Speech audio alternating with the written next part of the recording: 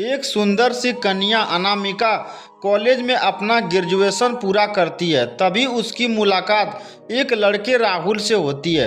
राहुल भी बहुत स्मार्ट और माता पिता का आज्ञाकारी बेटा है। दोनों एक दूसरे को पसंद करने लगते हैं। दोनों का ग्रेजुएशन पूरा होता है। राहुल अपने शहर में जॉब करने लगता है और लड़की भी एक अच्छी जॉब कर रही है। दोनों ने निर्णय लिया कि अब माता पिता से शादी की बात करने का वक्त आ गया है। लेकिन परेशानी यह है कि दोनों की कास्ट अलग अलग है। अनामिका ब्राह्मण है और राहुल राजपूत। राहुल की समाज में दहेज बहुत जरूरी है, जो कि नगद में होता है। उसके अलावा कई तरह के गिफ्ट और गहने की भी मांग की जाती है। राहुल ने अनामिका को यह स्थिति स्पष्ट की और कहा, घर वालों को मनाओ। अगर तुम सभी मांगे पूरी करवाती हो तो मेरे माता पिता तुम्हें पलकों पर बैठाएगा।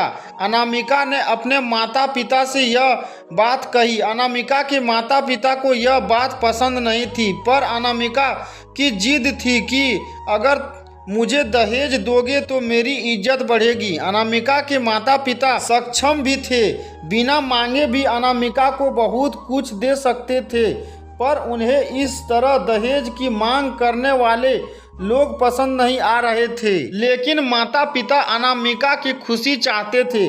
उन्हें यह डर था कि कहीं उनकी बेटी ये ना सोचे कि वे अपनी बेटी को कुछ देना नहीं चाहते, इसलिए उन्होंने सभी शर्तें मानी। शादी में राहुल को कार, प्लेट, फर्नीचर के साथ 50 लाख नगद दिए गए। साथ ही अनामिका को गहने भी दिए गए और सभी रिश्तेदारों को गिफ्ट और कपड़े भी दिए। शादी बहुत धूमधाम से की गई, कोई कमी नहीं छोड़ी गई। अनामिका को मन ही मन यह गुमान था कि कास्ट अलग होने के बावजूद माता पिता ने उसकी शादी ससुराल के हिसाब से की। अनामिका को विश्वास था कि उसे बेटी बनाकर रखा जाएगा, उसे वही प्यार दिया जाएगा जो उसके माता पिता ने दिया, क्योंकि उसने अपने ससुराल का मान रखा है। अनामिका ने अपने घर से ससुराल विदा ली। ब्राह्मण कन्या राजपूत घर की बहू बनी। ससुराल में बहुत ज़्यादा पर्दा प्रथा थी। बहू को मन चाहा खाने तक की स्वतंत्रता नहीं थी, कितनी भी भूख क्यों ना हो। घर की बहू सबके खाने के बाद ही खाएगी। यहाँ तक कि उसे घर के पुरुषों के सामने बैठने की इज्जत नहीं थी। अनामिका ने इस बात पर ऐतराज दिखाया, पर उसकी किसी ने ना सुनी। राहुल ने भी यह बोलकर मुंह फेर लिया कि यह तो परंपरा है।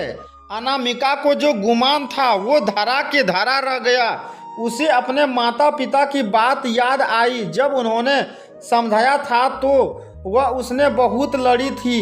उसने ससुराल में बात करने का फैसला किया। अनामिका ने अपने सास, ससुर और पति से बात की, लेकिन उन्होंने नहीं सुनी और उसे बहुत बेरहमी से पीटा गया। अनामिका ने कभी ऐसा व्यवहार नहीं देखा था।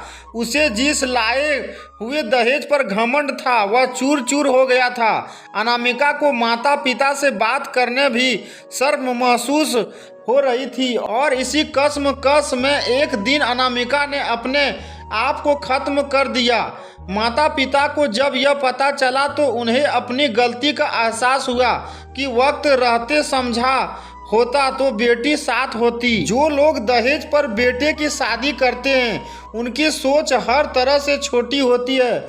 जो बेटे को नीलाम कर सकते हैं वो किसी और की बेटी को कैसे अपनी बेटी बना सकते थे। दहेज कभी खुशियों की चाबी नहीं बन सकती, यह बात कभी को समझानी होती। इस दहेज प्रथा की कहानी में आपने पढ़ा होगा कि माता पिता ही नहीं, लड़की की सोच भी दहेज को सपोर्ट कर रही थी। कई बार लड़कियों को दहेज का गुमान हो जाता है, पर जो लोग लोभी होते हैं वो कभी अच्छे नहीं हो सकते। यह बात सबको समझने की ज़रूरत है। कहानियाँ जीवन में बहुत मायने रखती है। कई बार बड़ी से बड़ी डिग्री भी ज्ञान नहीं देती और एक छोटी सी कहानी जीवन बदल देती है। शिक्षाप्रद कहानी को आधार बनाकर अपने बच्चों को जीवन का सच्चा ज्ञान दें। आप इस कहानी के बारे में कुछ कहना चाहते हैं तो कमेंट बॉक्स में लिखें। हिंदी पाठकों के लिए लिखी गई है। आपको कैसी लगती है हमें लिखें।